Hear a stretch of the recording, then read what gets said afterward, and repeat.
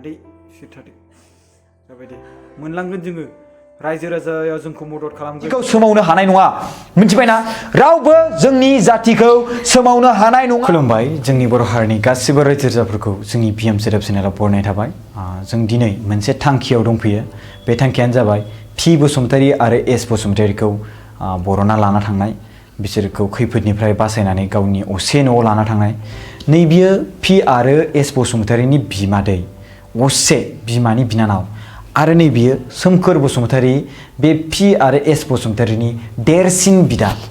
दा दिनै नोंथांमोननि जिखिनि मदद खालामबाय बै मदद खालामनायनि दारै जों बिथांमोनखौ बेसेबांसिम लाबोनानै जों बैसोर गथ'फोरखौ बिनिफ्राय दिरुननानै लांनायनि माने केपासिटिखौ खालामनो हाबाय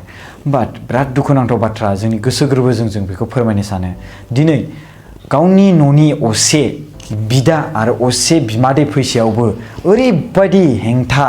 ओरैबायदि प्रब्लेम क्रिएट खालामदों बिथांमोना एसेबां हेंथा एसेबां माने गेजें मेजें खालामगासिनो दङ बिसोर गथ'फोरखौ लाखिनानै मा खालामनो सानदों जों बेखौ बुंनो हाला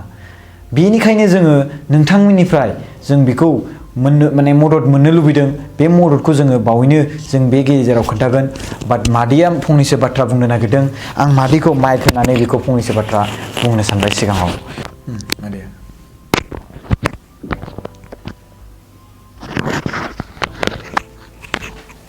जोङो दा बेहाय जोंनि बियादै फिसाफोरखौ लांनो होननानै थांखि लानानै फैदोंमोन नाथाय जोंखौ बे CWC अफिसनि मानसिफ्रा जोंखौ जिबायदि खेलें मेलें खालामबाय आरो जों बे गथ'फोरखौ लांनो होननानै फैनायाव जोङो मोनलाङाब्ला जोंनि गोसोआ गोजोननायबो थानाय नङा मा खारनाव जोङो फैदोंमोन बेबायदि गोदाव सोराव जानायखाय जों अननानै लांनो फैबाय आं बिनि बिमादै असे आङो आरो नै बियो बिनि बिदा असे अब्लाबो जों न'खरनि जानानै फैनायाव जोङो हराब्ला जोंनि गोसोआ गाबखांनाय थागोन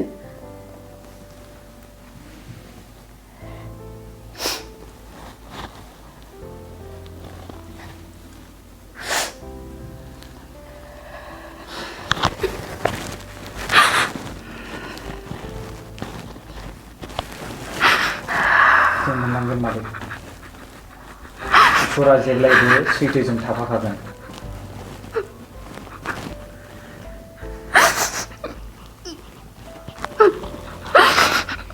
दे मादै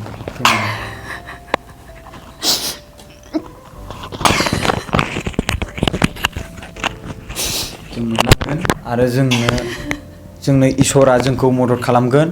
आरो बिनि गेजेराव जोंखौ रायजो राजाफ्रा मदद खालामगोन जुदि बिसोरो जोंनो हराब्ला जों दरना होगोन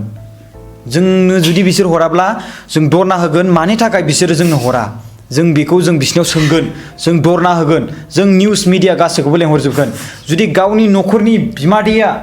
फैनानै गावनि न'खरनि बिदा असेया फैनानै जुदि लांफैनायाव जुदि हराब्ला आरो मा प्रुफ नांबावगौ बिसोरनो मा प्रुफ नांबावगौ बे हिसाबाव बिथांमोननियाव जे एक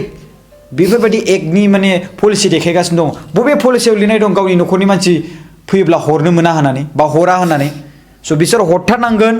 आरो बिनि गेजेराव जों मादैनि गाबनायखौ जोङो थैनोबो फेलें खालामा आरो जों जाय थांखियाव फैदों बे थांखिखौ जोङो सुफुंथारनासो जों थांगोन नांगौब्ला जों टिकेटखौ केन्सेल खालामगोन जों गासैबो बर' हारिनि रायजो राजाफोरखौ गोसो गोरबोजों जोङो मान बावहरो आरो खुलुमहरो जेसेबांखिनि बेंगलराव जोंनि बर' हारिनि रायजो राजाफोर दङ नोंथांमोना जोंखौ मदद खालामनांगोन जों खेबसे गासिबो जमा जानानै बे CWC अफिसाव जों थांगोन बेंगलरनि बे CWC अफिसाव जयानोगोराव जों थांगोन आरो बेयावहाय जों गासिबो बेसेबां सुबुंफोर दङ गावनि समखौ दसेबाबो दोनथ'लायनानै जों बेवहाय जमा थांनानै जों खौसेथि जानानै बेवहाय जोङो दरना हैगोन मानि थाखाय बे गथ'फोरखौ हरा आरो दिनै सासे बर'नि आइजोखौ जाय मानसिया गावनि न'नि गथ'खौ लांनो फैदों बेखौ मानो सोगाबदों मानि थाखाय सोगाबखो जोंनो नांगौ फिननाय बे बेसेरा सोमखोर बसुमतारीया न'आव थानानै खामानि मावनानै गोबां खस्थ' जायो बिबो गावनि गथ' गथाय माने गावनि बिनानावफोरखौ गावनि बिनानाव गथ' गथायफोरखौ लांनो फैदों गावनि बिनानाव असे बेखौ लांनो फैदों बे हिसाबै बे गावनि असे बिनानावखौ आरो टाइमखौ गारनानै जुदि फैलायनायावबो लांनो फैनायावबो जुदि मोनलाङाबा होमबा सोरनो हरनो गोसो जादों बिसोरो सोरनो हरनो गोसो जादों आं दिनै नोंथांमोना बुङो नालाय न'खरनि मानसिफोरखौ बुंनो हो दिनै आं बिमादैखौ बुंनो होबाय जोंहा मादैया गाबनानैनो मादै गाबनो नांला मादैया गाबनानैनो जेबो बुंनो हाला स' सोमखोर बुंदो फंनैसो रायजो राजाफोरनि सायाव जाहाथे रायजो राजाफ्रा एसे खुलुमबाय रायजो राजा नोंथांमोन गासैखौबो आंनि अननायखौ जासिहरबाय जाहाथे गोबां नोंसोरो जोंखौ हेल्प खालामनो थाखाय नोंखौ हाजासे हामबाय होनो जों गासैखौबो फ्लाइट टिकेट गासैखौबो दाननो हाबाय रायजो राजानि मददजों अननायजों दा जों बिनानावफोरखौ लांनो फैदों लांनो फैनायावबो गोबां हेंथा हेंथि जाबाय थादों जाहाथे इसोरनाव आरज गाब जाहाथे जों मोनलांनो हानाय बायदि गोबांफोर बे CWC अफिसाव दिनै मोनलाङो गाबोन मोनलाङो बिदि होनगासिनो दं जोंखौ थगायगासिनो दं मानि थाखाय जों थगायदों जोंखौहाय बेनि थाखाय मिथिया आरोना गोबांफोर लेखा बायदिसिनाखौबो भटार आइडिखौ गासैखौबो होजोब्बाय लेखा नांगौ होबाय लेखाखौबो हरबाय मानि थाखाय जोंखौ फिदिंबाय थादों खुनु रायजो राजाफ्रा दरना होनांगौ दरना होनायाव गासैबो अननानै बे समखौ दसेब्लाबो फैथ'नानै गासैखौबो दरना होनो हानाय बायदि जों रायजो राजा गासैखौबो जासिबो अननायजों बेसेबां बेंगालराव बेसेबां मानसि दं जाहाथे जोंनि मददखौ होलांगोन होननानै आं जासिहरबाय आरो अननायखौ होगोन होननानै आं गासैखौबो सोमखोर बसुमतारिया बुंबाय गावनि खोथाखौ आरो आं गावनि रावै आं माखासे क्लियार बुंनो सानबाय आंनि रावै माने थोंजोङै आं बेखौनो बुंनो सानो जों जेब्ला खौसेथि जागोन अब्ला बे खामानिखौ जोङो साक्सेस जानो हागोन दिनै जोंनि बर' हारिनि गेजेराव गोबां सुबुंफोर बे बेंगलराव दङ स' बैसोरो सुबुंफोरखौ आङो गोसो गोरबोजों आं खावलायो दिनै आङो गोबां माखासे सुबुंफोरखौ मदद खालामनो नाजाबोदों आरो खालामबोदों माखासे सुबुंफोरखौ बिनि गेजेराव खैफोदा नुजाबोदों नङा नुजाबोदोंबो दिनै आं पार्सनेलि गावनि समायखौ गारनानैबाबो बा COVID-19खौ नेवसिनायनिब्लाबो जों साथामबो बेयावहाय गावनि बर' हारिनि जोंनि जाथिनि गथ'खौ लांनो फैबाय सानै हिनजावसा गथ'फोर बैसोर बायदि गथ'फ्रानि फिउचाराव जोंनि बर' हारिनि मोनसे मोजां खामानि मावनो हागौ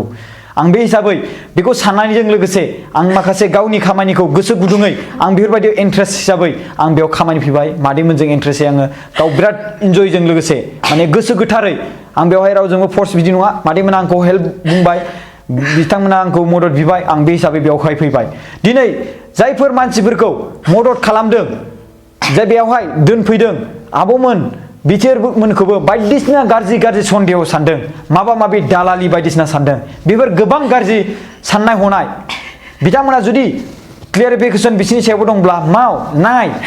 मा सन्देह बेफोरखौ क्लियार खालाम बा जोंनो नांगौ गथ'फोरखौ जों लांनांगौ होजोंहाय जोंहाबो खामानि दङ बेल' नङा जोंहा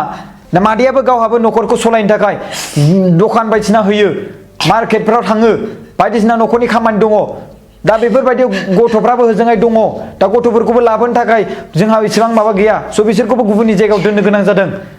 दा बे हिसाबै जोङो थाबैनो जोंहा 20 अक्ट'बराव थांनांगौ जुदि आरो जोंहा बेवहाय आरो जोंखौ लेट खालामबावबाय दिनै जोङो दाख्लै खेबसे थांबाय आरो बिनि गेजेराव जोङो मैया खेबसे थांबाय बिनि गेजेरावबो जोंखौ गोबां गोरासो बुंबावो बिसोरो जुदि गोरा बुङोब्ला जों मानो गोरा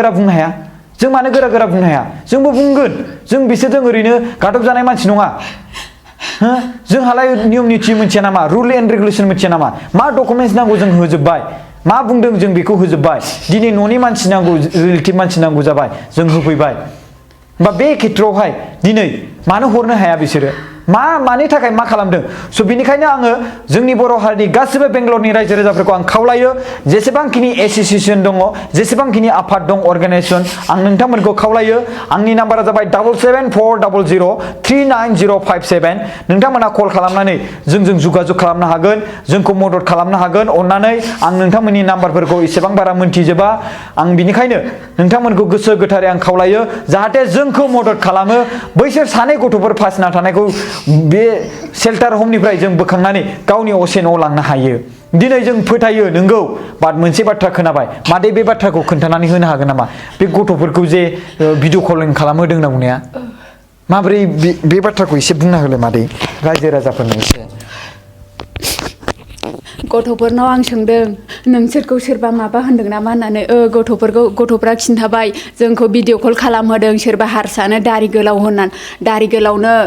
ओमफ्राय जोङो होनगोदों बे हारसाखौ जों सिनाया जों बिसोरजों थाङा जोंहानि मादैयानो फैगासिनो दंखायो बेजोंनो जों थांगोन बिनि अनगायै जों गुबुनजों थाङा होननानै जोंहानि गथ'फ्रा बिसोरो सानैबो बेबायदि होनदों बेबायदि होनामोनब्ला गथ'फ्रा बे हारसानाव थाङोमोनब्ला जों गथ'फोरखौ मोनफिननो हानाय नङामोन बेबायदि होनदों आरोना स' बेखौ मादैखौ सिङाव लांदों नालाय जों सिङाव हाबग्रोबाय ओमफ्राय डकुमेन्टस होबाय जों रायलायबाय बिनि गेजेराव आङो मेलाव माखासे डकुमेन्टस हरबावदोंमोन एनआरसि नि डकुमेन्टस होबाय भटार कार्ड डकुमेन्टस होबाय आरो बिनि गेजेराव रेशन कार्ड डकुमेन्टस हरबाय बिफानि डेथ सार्टिफिकेट जों डकुमेन्टस हरबाय ओमफ्राय बिनि गेजेराव जोङो बिमानि माखासे डकुमेन्टस हरबाय आरो बिनि उनाव बिदानि हरबाय आरो गथ'फोरनि सोरबा ट्रेन्सफार सार्टिफिकेट माने स्कुलनि सार्टिफिकेट बा बार्थ सार्टिफिकेट जों हरबाय एसेबां गासिबो जोंनियाव रियेल डकुमेन्टस दंजोबो अब्ला मानो हरा थांखिया मा जों बेखौ बुजिनो मोनाखै स' बिनिखायनो जोंनो नांगौ न्याय जोंनो नांगौ जास्टिस जों जुदि बे मानसिफोरखौ जों मोनलाङाबा जों थांखाया जों थांगोन मादै जों थांखाया जोङो दरना होगोन जों बे जों जाय थांखिनि थाखाय जों बेयाव फैदों बे थांखिखौ जेब्लासिम जों फोजोबनो हाया आरो बे गथ'फोरखौ लांनो हाया जों जेब्लासिम जों थाङा आरो बेयावहाय आङो बेखौनो बुंनो थाङो जोंनि बे आब' जायफोर जोंनो थानो थाखाय जायगा होदों बिसोरखौ गोसो गोरबोजों जोङो गोजोननाय जासिनांगोन बिसोर थेंक इउ जों जासिगोन जोंहा आब' जिरि सरकारिया जोंखौ मदद खालामबाय आरो बिसोरनि माखासे सुबुंफ्राबो जोंखौ जानाय लोंनायाव गोबां मदद खालामदों बिनि थाखाय जों बिसोरखौ गोसो गोरबोजों जों मान बावहरो आरो लोगोसे बिथांमोना जोंनि बे खामानियाव मदद खालामनायाव बिथांमोनाबो दुखु खस्थ' मोनफादों आरो बे दुखु खस्थ' बिसोरबो बायदिसिना सानजानो गोनां जादों बेफोरबायदि सानदोंब्ला जोंनि सिगाङावनो खालामजोबदों जोंनि सिगाङावनो क्लियारिफिकेसन खालामजोबदों अब्लाबो जोंनो गथ'फोरखौ नांथारगौ जोंनो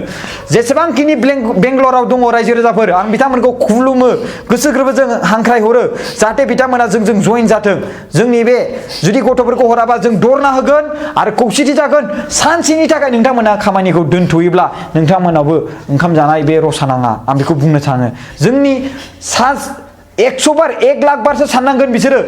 जुदि इयुन फिउचाराव जुदि जोंनि बर' हारिनि सोरबा गथ' बर' हारिनिल' नङा आसामनि बा गुबुन जाथिफोरखौनो हमना ला बिसोरखौ जुदि दाङोब्ला बेफोरबायदि लायोब्ला न'खरनि मानसि थासेयावबो बिसोर बायदिसिना खालामोब्ला 1 लाख बार बा 100 बारसो साननाय जाहाथे जों दरना होनाय जों जुदि दरना होयोब्ला बिसोर 100 बार 1 लाख बारसो साननांगोन बिसोरबायदिया ओरैबायदि मानसि दङ बिसोरखौ ओरैबायदि हमोब्ला ओरैबायदि 1 लाख बारसो माने साननांगोन आरोना जुदि जों दरना होयोब्ला ओरैबायदि दरना खालामो ओरैबायदि जमा जायो ओरैबायदि स्ट्रं बिसोरनि जाथिया ओरैबायदि खौसेथि स' जों बैबायदि खौसेथि खालामनांगोन रायजो राजाफोर जोंनि बर' हारिया खौसेथि थानांगोन बैबायदि खौसेथिजों जों जुदि थायोब्ला अब्ला रावबो जोंनि जातिखौ सोमावनो हानाय नङा मिथिबायना रावबो जोंनि जातिखौ सोमावनो हानाय नङा आं लिरनानै होगोन रायजो राजाफोर जों जुदि खौसेथि थायोब्ला स' बिनिखायनो आं बुङो जों खौसेथि थानांगोन आं बिनिखायनो बुङो जों खौसेथि थानांगोन जोंनि बर' हारिनि गासैबो रायजो राजाफोरखौ आङो गोसो गोरबोजों बेंगलराव थानाय रायजो राजाफोरखौ आङो हांख्राय हरो लोगोसे जोंनि चिराङाव थानाय CWC काजलगावनि मेम्बारफोरखौ आङो एसे खुलुमनानै मान बावहरो नोंथांमोना थाबैनो भेरिफिकेसन खालामहर आरो जुदि भेरिफिकेसन खालामहराब्ला जोङो बेवहाय दरना होनाय जासिगोन मानो होनबा जों गासिबो रायजो राजाफोरजों जमा जानानै जों बेवहाय दरना होगोन आरो जुदि जोंनि रायजो राजाफ्रा जुदि जमा जानानै दरना होफैयाबा बेयाव जों गोबां खैफोद जों रायजो राजानि सायावनो जों फोथायनायखौ गोबां लस खालामनाय जागोन आरो गोबां लस खालामगोन मानो होनोब्ला जोंहा जुदि रायजो राजा खौसेथि गैयाब्ला जों इयुन फिउचाराव रायजो राजा दं बेंगलरावबो रायजो राजा दं ओरैबायदिया फोथायनाया लस जागोन बा खहा माने जों साननाय फोथायनाय बे गोबां दुरबल जागोन जोंनि साननाय हनाया गोबां दुरबल जागोन आरोना जोंनियाव जे बर' जाथि दङ जोंनियाव जे बर' जाथिया खौसेथि दङ बे साननाया जोंनाव जानाय नङा थानाय नङा बिनिखायनो रायजो राजाफोरा खौसेथि खालामनो नाजा आरो जोंखौ मदद खालामनो नाजा आरो जोंनि थांखिखौ सुफुंनो नाजा जाहाथे जों बिसोर सानै गथ'फोरखौ मोनलाङो दिनै जोंनि बर' हारिया गोबां खैफोद जाबोबाय बे हिसाबै आङो बे खैफोद जाबोनायावहाय जिखिनि रायजो राजाफोरा मदद खालामदों थिग बेबायदिनो सिगाङाव खालामनाय बायदिनो सिगाङाव जेरै दरना होनाय बायदिनो दिनै बेंगलराव जों जोंनि गोहोखौ देखायथारनांगोन मिथिबायना जों सानै गथ'फोरखौ लांनो थाखाय बेवहाय जों थगायाखै जुदि जों थगायदोंब्ला बा जों जुदि माबा मोनसे गाज्रि खामानि मावनो नागिरदोंब्ला अब्ला आङो CWC काजलगावहाय मानो आङो एड्रेसखौ साबमिट खालामनांगौमोन मानो आं एप्लिकेसन लिरनांगौमोन आं मानो आंनि नामखौ होनांगौमोन जोङो गथ'फोरखौ लायनो थांगासिनो दङ सोमखोर बसुमतारीखौ लानानै बायदिसिना मानो जोङो NOC सार्टिफिकेट लायनो गोनां जादोंमोन NOC सार्टिफिकेट लायनायाव जों मोनाखै बे हिसाबै जों सोमखोर बसुमतारीखौ लांनानै जों लाबोगोन जुदि सोमखोर बसुमतारीखौ मोनफैयाबा लाबोनायावबो मोनाबा बिमादैखौबो लांगोन स' बे हिसाबै जोङो साथामबो फैबाय अब्लाबो जों जुदि मोनलाङाबा होमब्ला मा नियम निथि दङ मा दंबावो मा फोरमान नांबावगौ जोंनो बे फोरमान जों बेखौ सोंगोन मा फोरमान नांबावगौ मानि थाखाय हराखै जों खौसेथि जानानै बेखौ सोंगोन आं बेंगलरनि रायजो राजाफोरखौ गोसो गोरबोजों खुलुमनाय जाहरबाय आं नोंथांमोनखौ आसा खालामो नोंथांमोना जोंजों जइन जागोन गावसोरनि दसेनि समखौ होनानै जाथिनि मान सन्मानखौ लाखिगोन आं बेखौ बे बाथ्राखौ बुंनानै आरो जोंनि रायजो राजाफोरखौ CWC आव मोजाङै रायज्लाय आरो जोंनि गिदिर गिदिर अफिसारफोरखौबो जाहाथे मोजाङै रायज्लाय दसे सम नोंथांमोना बेखौ इसेबां गोनांथि सानाब्लाबो एसे दसे समनि थाखाय नैबे सोमखोर बसुमतारी आरो मादै सुखुश्री बसुमतारीनि अननानै बिसोरखौ अननानै बा जोंनि खामानिखौ अननानै एसे नोंथांमोनखौ मदद खालामजानो जों गोसो गोरबोजों लुबैबाय खुलुमनाय थाबाय रायजो राजाफोर